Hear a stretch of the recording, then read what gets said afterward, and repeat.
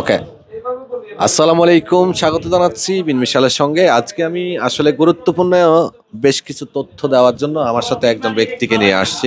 ভাই, নাম কি আপনার? মোহাম্মদ রিয়াদ মিয়া।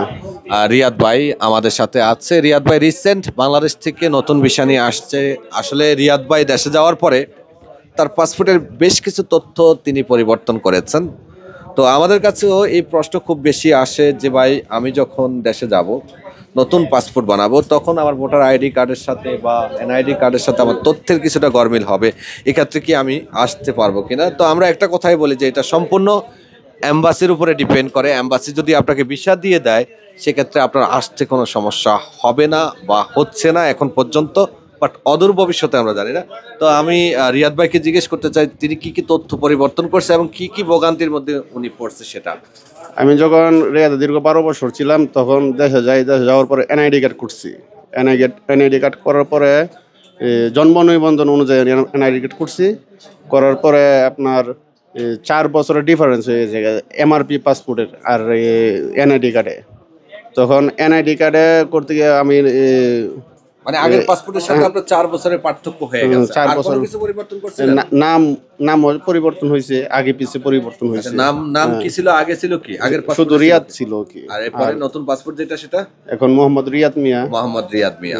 আচ্ছা, আর ভিসা মানে স্টাম্পিং হওয়ার ক্ষেত্রে কোনো ঝামেলা বা যখন তাসিরা সেন্টারে ফিঙ্গার দিতে গেছিলেন তখন কোনো ঝামেলা হয়েছে কিনা? না, কোনো সমস্যা হয়েছে না। রিয়াদ এয়ারপোর্টে আল্লাহর মতো সমস্যা হয়েছে না। কোনো প্রশ্নই করেনি? না, কোনো প্রশ্ন করছে যে তুমি কি আগে সিলা নিয়ে দিছে।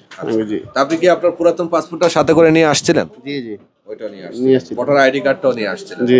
এখন আপনার আকামার মধ্যে কি আগের নামটাই আসছে না নতুন করে রিয়াদ না, শুধু পিকচারটা আগের আসছে, আর সবকিছু পরিবর্তন হয়েছে। শুধু পিকচারটা আগের আসছে। হ্যাঁ দর্শক, আপনাদেরকে জানিয়ে রাখি যে এখন পর্যন্ত আমি জানি না অদূর ভবিষ্যতে কি হতে পারে, কারণ যে কোনো দেশ যে কোনো নতুন নিয়ম করতে পারে। এখন পর্যন্ত ছোট মোটো পরিবর্তন করে অনেকে আসছে, যেমন উনি বয়সের পরিবর্তন করছে আর রিয়াদের সাথে একটু মিয়া যুক্ত করছে, আগে পিছে মোহাম্মদটাও যুক্ত করছে, আর বাকি তেমন কোনো তথ্য তিনি পরিবর্তন করেননি। তো ছোট মোটো তথ্য পরিবর্তন করে বা সংশোধন করে অনেকে আসছে, সমস্যা হচ্ছে না।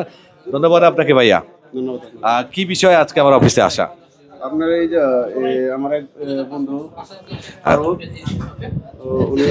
আচ্ছা, রি-এক্সিটের কাজের জন্য অনুরোধ জানাবো আপনারা যারা আছেন আমাদের আলহামদুলিল্লাহ সবসময় বাথায় বিন মিশাল ট্রাভেলস সম্পূর্ণ স্বয়ংসম্পূর্ণ পাবেন। আমরা আপনাদেরকে মাল্টিপল সেবা দিচ্ছি, কম্বো সেবা দিচ্ছি। আমাদের প্রত্যেকটা কাস্টমার সন্তুষ্ট। ভাইয়া কতটুকু দিতে পারছে আমি ব্যক্তিগতভাবে আপনাকে সেবা? যা আলহামদুলিল্লাহ, আমি অনেক সন্তুষ্ট। আসলেও ওনার কথায় আর কাজে পুরোটাই আসলে অনেক দিন থেকেই ওনাকে ফলো করি।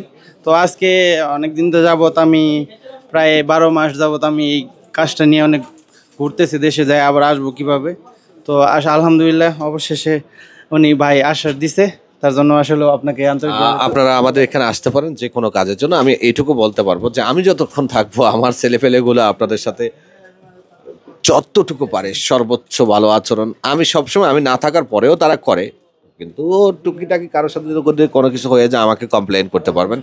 আমরা সেবার দিক থেকে কোনো কার্পণ্যতা করছি না, আন্তরিকতা আমাদের সবসময় ভরপুর আপনাদের জন্য। আশা করি যে কোনো কাজের জন্য, যেমন পাসপোর্ট মালুমাত বলেন, এক্সপায়ার এক্সিট আবেদন, হরুপ এক্সিট আবেদন, কিংবা রি এক্সিট যেমনটা উনি ভাই আবেদন করেছে আসার সিস্টেমে, এছাড়া আরও অন্যান্য যে সকল কাজ, যেমন পাসপোর্ট মালুমাত বলতে পারেন, ইকামা নাম্বার তোলা, যে কোনো ধরনের print out, 23 KG cargo service, সাথে বিমান টিকিট তো আছে।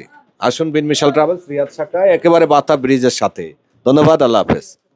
ভাই আপনাকে ধন্যবাদ।